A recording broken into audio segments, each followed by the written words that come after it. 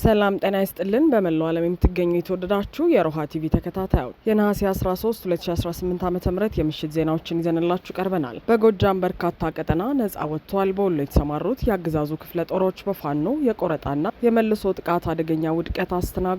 የግንባር መረጃውን በቀዳሚነት እናስደምጣችኋለን። የፋኖ የህልውና ትግል የአብይ አህመድን አገዛዝ በወታደራዊና ፖለቲካዊ ቀውስ ውስጥ ከቶታል ሲሉ አርበኛ አስረስ ማረዳምጤ ከዛ አፍሪካ ሪፖርት ጋር ባደረጉት ቆይታ ተናገሩ።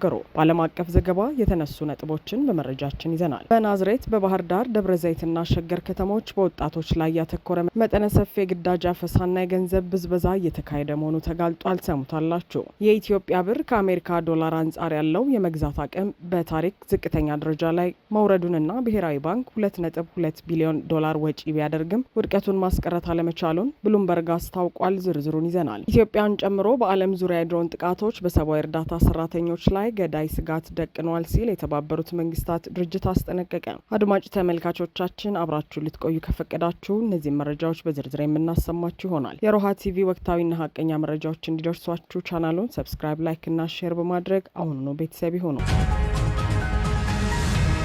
በጎጃም በተደረገ ውጊያ ቀጠናዎች ከአገዛዙ ነጻ ሲደረጉ በዋግምራ ዞን የተሰማሩት የአገዛዙ ክፍለ ጦሮች በፋኖ የቆረጣና የመልሶ ጥቃት ተደመሰሱ። በምስራቅ ጎጃም የስናን ወረዳና በዋግምራ ዞን በሚገኙ የተለያዩ አውደ ውጊያዎች ከፍተኛ ድንገተኛ ዘመቻ የከፈተው የአገዛዙ ሰራዊት በህዝባዊ ኃይሉ በተሰነዘረበት የተቀናጀ የቆረጣና የመልሶ ጥቃት ክፉኛ ተመቶ በርካታ ወታደራዊ ቁሳቁሶችንና አባላቱን አጥቶ ማፈግፈጉን የቀጠናዎቹ እዞች ገልጸዋል። በዛሬው ዕለት የወጡት ይፋዊ መረጃዎች እንደሚያመለክቱ በስናን ወረዳ ለወራት በጠላት እጅ ወድቃ የነበረችው ደብረ ዘይት ቀበሌ በአፋብን 206ኛ ኮር ቴዎድሮስ እዝ ከ14ኛና ከ4ኛ ክፍለ ጦሮች በተውጣጡ አርበኞች በተወሰደ አደገኛ እርምጃ ነጻ ወጥታ ሙሉ በሙሉ በፋኖ ቁጥጥር ስር ውላለች። በዚሁ በደብረ ዘይት አውደ ውጊያ በርካታ ያገዛዙ ወታደሮች ሲደመሰሱ፣ በርካቶቹ ደግሞ እጅ ከፍንጅ የተማረኩ ሲሆን ብሬን፣ የነፍስ ወከፍ መሳሪያዎች፣ ወታደራዊ ሻንጣዎችና በርካታ ተተኳሾች በአርበኞቹ እጅ ገብተዋል። በሌላ በኩል በዋግምራ ግንባር የአፋብን 303ኛ ሳምኖ ኮር 14ኛ ክፍለ ጦር አባላት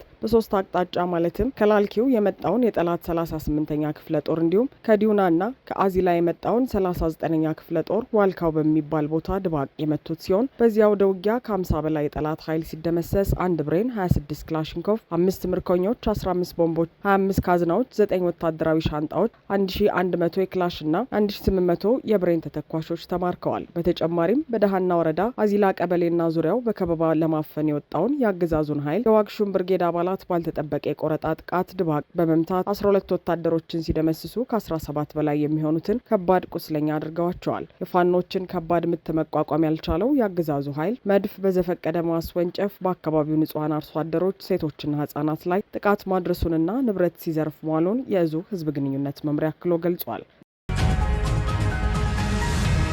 የፋኖ የህልውና ትግል የአብይ አህመድን አገዛዝ በወታደራዊና ፖለቲካዊ ቀውስ ውስጥ ከቷል ሲሉ አርበኛ አስረስ ማረዳምጤ ከዛ አፍሪካ ሪፖርት ጋር ባደረጉት ቆይታ ተናገሩ።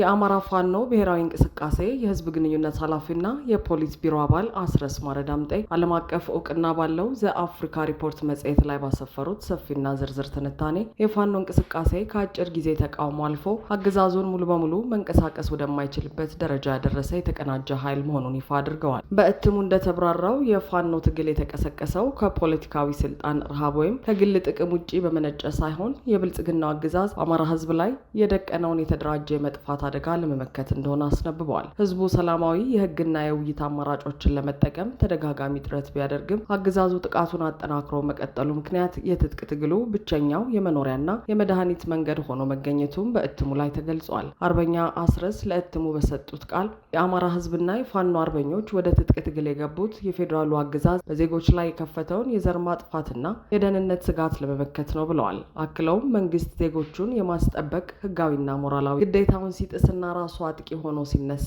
ህዝባዊ እምቢተኝነትና የትጥቅ ተጋድሎዎች ህጋዊና ፍትሐዊ ይሆናል ያሉ ሲሆን ፋኖ ከተበታተነ የህዝብ እንቅስቃሴ ተነስቶ ዛሬ የተደራጀ የጠነከረና የጠላትን አቅም ማዳከም የቻለ ወታደራዊና ፖለቲካዊ መዋቅር ለመገንባት መብቃቱን አንስተዋል። በትንታኔው ላይ በሰፊው እንደተመላከተው የብልጽግና አገዛዝ በህዝቡ ላይ ከፈተውን ጦርነት ለማሸነፍ የዘመናዊ ድሮኖች፣ የጦር አውሮፕላኖች፣ የቢኤም ሮኬቶችና የከባድ መሳሪያዎች ጥቃት ሲፈጽም ቆይቷል። በተለይም የዩናይትድ አረብ ኤምሬትስ የቴክኒክና የሎጂስቲክስ ድጋፍ በማድረግ በአማራ ክልል በሚገኙ ትምህርት ቤቶች፣ ሕክምና መስጫዎችና የሲቪል መኖሪያዎች ላይ የድሮን ጥቃት እንዲፈጸም ማድረጉን ጽሑፉ አጋልጧል። ይሁን እንጂ የቴክኖሎጂ የበላይነት ብቻውን የህልውና ትግል የሚያደርግን ህዝብ ሊያንበረክከው እንዳልቻለና የመከላከያ ሰራዊቱ በየግንባሩ ሞራሉ ተዳክሞ እጁን ለመስጠት መገደዱ ተገልጿል። በአፍሪካ ሪፖርት እትም ላይ እንደተገለጸው አገዛዙ ስልጣኑን ለማቆየት ሲል ሀገሪቱን በቋሚ ጦርነትና የቀውስ አዙሪት ውስጥ ዘፍቋታል። በሀገሪቱ አብዛኛው ክፍል ላይ ቁጥጥር ባጣበት ሁኔታ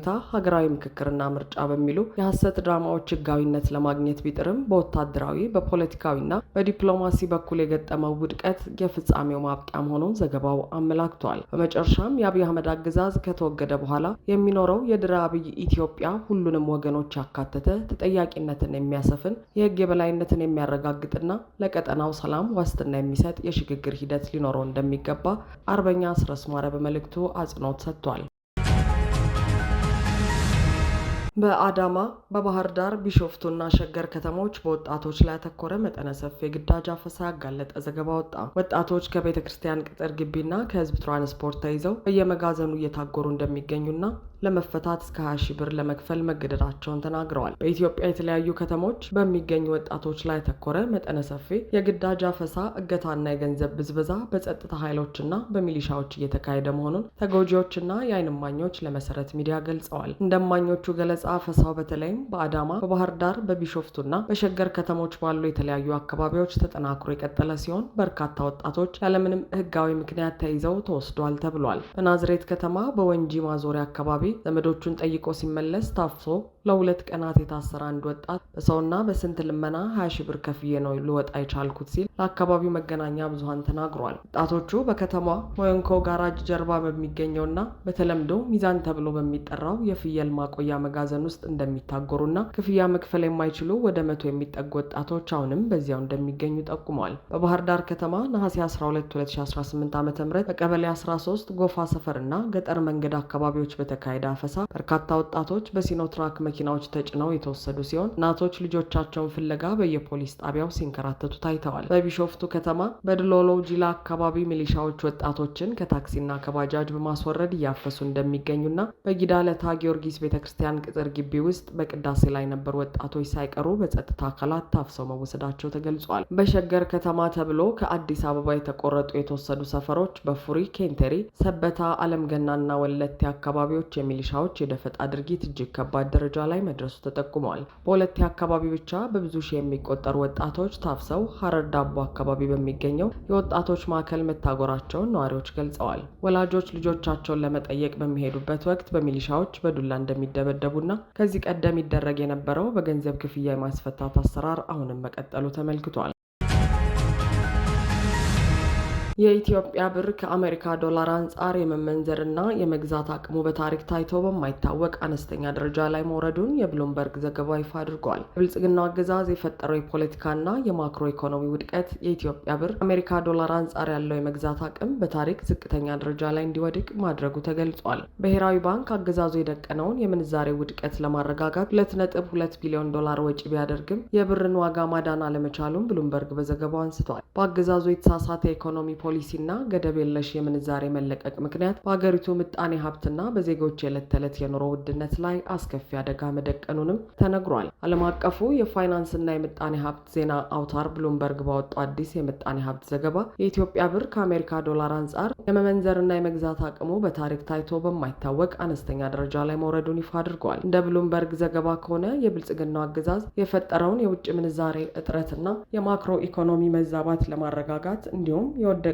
የብር እሴት ለመደገፍ የኢትዮጵያ ብሔራዊ ባንክ ከፍተኛ መጠን ያለው የዶላር ክምችት ስራ ላይ የዋለ ቢሆንም የአገዛዙ ያልተጠና የፖሊሲ እርምጃ የብርን የመግዛት አቅም ከታሪካዊ ውድቀት ሊታደገው አልቻለም። የብልጽግናው አገዛዝ ከዓለም አቀፉ የገንዘብ ድርጅት IMF እና ከዓለም ባንክ የብድር ድጋፍ ለማግኘት ሲል የብር ተመን በገበያ እንዲወሰን ማድረጉን ተከትሎ የዶላር ተመን በአስደናቂ ሁኔታ እንዲንር ማድረጉ ይታወቃል። አገዛዙ በሀገሪቱ ያቀጣጠለው የጦርነትና የፖለቲካ አለመረጋጋት የውጭ ኢንቨስትመንትና የወጪ ንግድ ገቢ እንዲደቅ በማድረጉ የኢትዮጵያ ብሔራዊ ባንክ በውጭ ምንዛሬ ገበያው ላይ የሚታየውን ውጥረት ለማቃለልና የባንኮችን የዶላር ፍላጎት ለመሸፈን እስከ 2.2 ቢሊዮን ዶላር የሚደርስ የውጭ ምንዛሬ ክምችቱን ወደ ገበያው በመልቀቅ ጣልቃ ለመግባት ተገዷል። ይሁን እንጂ አገዛዙ በየአካባቢው ባነሳው ጦርነትና የሀብት ብክነት ምክንያት የአገሪቱ የምርት አቅም በመዳከሙ የቢሊዮኖች ዶላር ጣልቃ ገብነት በብር ላይ ያመጣው አዎንታዊ ለውጥ ሳይኖር የብር ዋጋ ማሽቆልቆሉን ቀጥሏል። በአገዛዙ ውሳኔ ምክንያት በውጭ ምንዛሬ ገበያው ላይ የታየው የአስከፊ ተጽዕኖ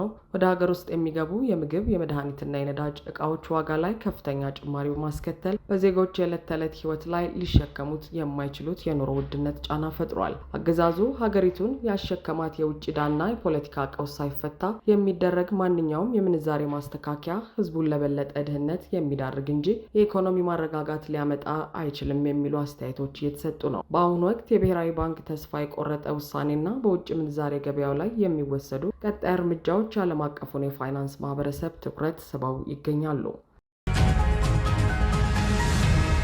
ኢትዮጵያን ጨምሮ በዓለም ዙሪያ የድሮን ጥቃቶች በሰብአዊ እርዳታ ሰራተኞች ላይ ገዳይ ስጋት ደቅነዋል ሲል የተባበሩት መንግስታት ድርጅት አስጠነቀቀ። የተባበሩት መንግስታት ድርጅት የሰብአዊ ጉዳዮች ማስተባበሪያ ቢሮ የዓለም የሰብአዊነት ቀንን ምክንያት በማድረግ ባወጣው አዲስ መግለጫና ሪፖርት ኢትዮጵያን ጨምሮ በዓለም ዙሪያ የጦር ሜዳዎችን እየቀየሩ ያሉ ታጣቂ የድሮን ጥቃቶች በሰብአዊ እርዳታ ሰራተኞች ላይ እጅግ አደገኛና ገዳይ ስጋት እየደቀኑ መሆናቸውን አንስቶ አስጠንቅቋል። እንደ ተመድ ሪፖርት ከሆነ ባለፈው ዓመት ብቻ 907 የእርዳታ ሰራተኞች የጥቃት ሰለባ የሆኑ ሲሆን እንደ አውሮፓውያን አቆጣጠር በ2025 የሟቾች ቁጥር 350 ደርሷል። ይህም በታሪክ ሁለተኛው ከፍተኛ የሟቾች ቁጥር ሆኖ ተመዝግቧል። በዚህ ዓመትም የጥቃቱ መጠን የመቀነስ አዝማሚያ ያላሳየ ሲሆን እስካሁን ባለው መረጃ 82 የእርዳታ ሰራተኞች ሲገደሉ 322 የሚሆኑት ቆስለዋል። እንዲሁም 235 ሰራተኞች ታፍነዋል። የተመድ ዋና ጸሐፊ አንቶኒዮ ጉቴሬዝ በዕለቱ ባስተላለፉት መልእክት የሐሰተኛ መረጃ ስርጭት፣ የገንዘብ ድጋፍ መቀነስና የእርዳታ